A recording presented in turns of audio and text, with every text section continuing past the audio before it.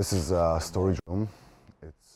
As city morgues go, this one in Tuzla may be one of the biggest anywhere. It must be one of the fullest. So far in this facility we have 3,700 body bags and just 867 shells. More bodies arrive almost daily. Some 15,000 people are still listed as missing a decade after the war ended here. Finding and identifying them has been the job of the International Commission on Missing Persons.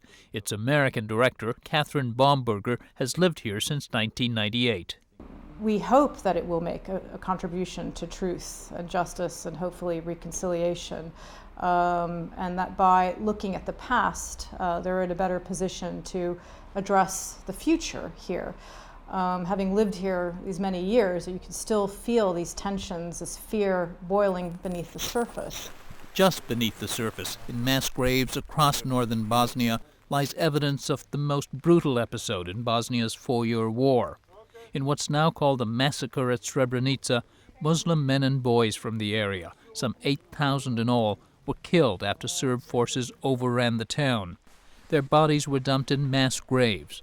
The graves were often moved, once, sometimes twice, to secondary locations like this one to escape detection. Many have yet to be found. When we first heard about the fall of Srebrenica, my younger son was home. When the older one came in, we left our lunch on the table. In a hurry, we simply collected just some basic belongings and got ready to leave. I started crying. Nazira Sulejmanovic fled her Srebrenica home and eventually moved to a town outside Sarajevo, 3 hours away. But she vividly remembers the day 10 years ago when her hometown fell to forces led by Ratko Mladic, the Bosnian Serb general. He later went into hiding after being indicted for war crimes by an international court in The Hague. Mladic came along. He was right there, 5 meters from where I was. He was very polite. He gave candy to children. Many Muslim residents fled Srebrenica on foot, but thousands, including the Sulejmanovic family, sought refuge in a local factory. We were so hungry in the factory behind the fence. It was so close to my house. We could see my house from there. We had food there. I could see them going into my house, taking everything away. 3 days later, she and her young daughter, along with all women and children, were bused to a safe haven with the help of UN peacekeepers. However, the Dutch UN battalion did not interfere as Serb forces took away the men and boys to a fate much worse than hunger.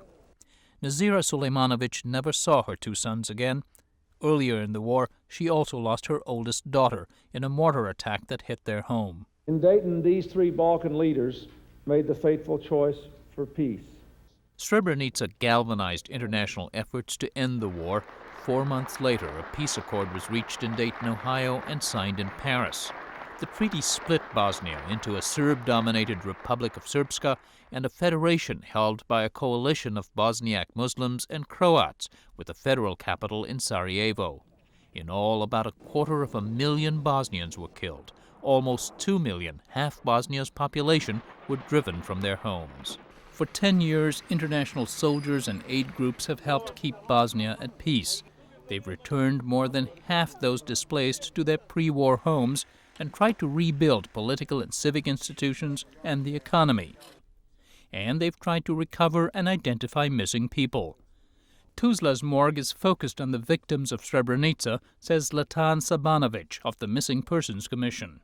One group of people tried to escape through forest to come on free territory, and they were killed on the road between Tuzla and Srebrenica, and they were on the ground, and we call them surface remains. So far we collected around 800 body bags with that kind of remains. All other remains were from primary and secondary mass graves. That means body bags often contain the remains from more than one individual. They are brought to what's called a reassociation center, headed by Cheryl Kaczmarzyk. In fact, we've had cases of up to 30 people within a body bag. Each bag is searched methodically. Bones are cleaned and laid out in what looks like an anatomy board game, where players look for matches. Now, how was this determined? Okay. to be from one individual? Okay, it's through this anatomical correlation that we're seeing. Is it done by Visual. palpation, Yeah, visual? it's visual observation, but as you see here, we have some very unique connections in our body. And so this sacrum would likely not fit this innominate as beautifully as it does. I mean, you can clearly see that it's a match. A skull's size and the length of long bones, thighs and arms give clues about age and height. Occasionally, evidence shows up of an injury that would have occurred long before death, like this broken left shoulder. It will be checked against missing person reports filed by families. We are always on the lookout for these types of characters that may help to individuate a person. So when a relative reports this person missing, the hope is that that would be included? That's exactly right. That this person had a shoulder injury? That's exactly right. More likely, clues to an identity will be far more subtle. So a DNA fingerprint is extracted from a sample of bone. This genetic profile is then compared to those of relatives of missing persons. We've now collected over 70,000 blood samples. It's like throwing out a wide net. You're collecting blood samples from living family members and simultaneously bone samples from mass grave sites. So it is contributing to the process of very accurate identifications. On this DNA report, we have that we got DNA profile from this piece of bone which we cut here, and we got match with blood samples from his son, daughter, sister, and brother. That means that there is probability 99.99999%. DNA reports like this bring legal closure to a missing person case. But he says for many families, personal effects, which are carefully catalogued here, are just as crucial. It's, I think, really important to recognize something, some parts of clothing or personal belongings like rings or watches, because for them it's really hard to understand, just DNA program, and it's much easier if they can recognize, and they will be more satisfied, If they see a piece of clothing. Piece of clothing, yeah. So far, about 2,000 Srebrenica victims, about a quarter of the total killed, have been identified. It may be a small step toward reconciliation in a country still fractured by ethnic politics, where fugitive leaders like General Mladic and Radovan Karadzic remain popular. But the man supervising the peace process here says it's an important symbolic exercise. Former British politician Paddy Ashdown is the UN High Representative for Bosnia. You can't build a nation, however terrible the crimes committed, you can't build a nation on vindictiveness and revenge. And the death of a mother's child is in her mind unfinished business until the body is discovered and until she is able to put to rest the remains. I've seen that. I mean, one of my first early tasks was to help to build the Srebrenica cemetery, which I think will be a place of pilgrimage for everybody, including the international community, who must realize that we must not allow this kind of genocide ever again.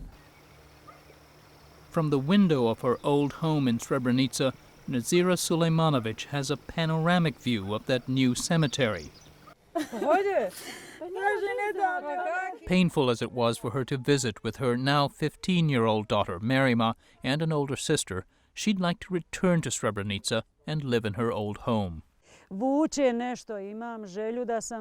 I would feel good just sitting here, just looking at this graveyard, just to be nearby, to know that they are here. But like the country itself, this home needs extensive rebuilding, which she cannot afford. Nazira Sulejmanovic would like to see the perpetrators of war crimes, big and small, brought to justice.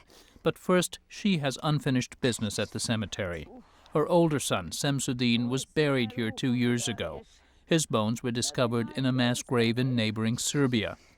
Now she awaits word on Savar, who was 16 when she last saw him. We don't know about my second son. I'm waiting by the telephone every day.